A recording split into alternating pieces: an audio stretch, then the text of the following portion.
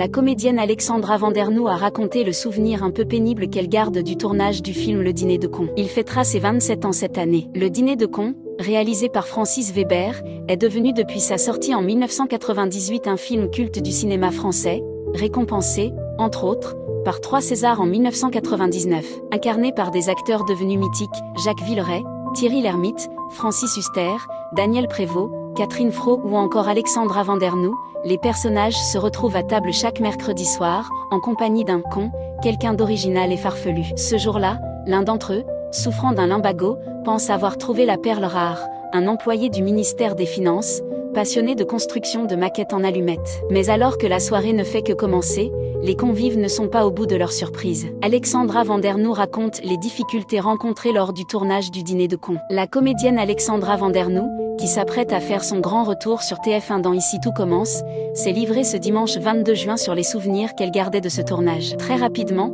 l'interprète de Christine Brochand a répondu que ce qui l'avait surtout marqué, c'était la chaleur. On a tourné à Épinay-sur-Seine, Seine-Saint-Denis, note de la rédaction, dans les studios, où ils avaient constitué tout cet appartement parisien avec la tour Eiffel en fond, a-t-elle raconté dans Télématin sur France 2. C'était un décor absolument incroyable, et il faisait un cagnard. L'actrice a révélé que la pièce était très mal climatisée, alors que le tournage s'effectuait en plein été. Donc la première chose dont je me souviens c'est de la chaleur et des maquilleuses qui devaient nous éponger en permanence. À part ça, c'était un super tournage. C'était dur. Thierry Lhermitte revient sur le difficile tournage du Dîner de cons, réalisé par Francis Weber. En 2021, Thierry Lhermitte s'était lui aussi confié sur le Dîner de cons. Invité sur le plateau de C'est à vous, il avouait à Anne-Elisabeth Lemoine avoir été décontenancé face à l'exigence de Francis Weber. C'était dur, racontait-il, parce que Francis Weber, il veut entendre ce qu'il a écrit. Moi je n'étais pas habitué à ça. J'ai beaucoup souffert, mais j'ai beaucoup appris. Et d'ajouter, il veut le sens de ce qu'il a écrit.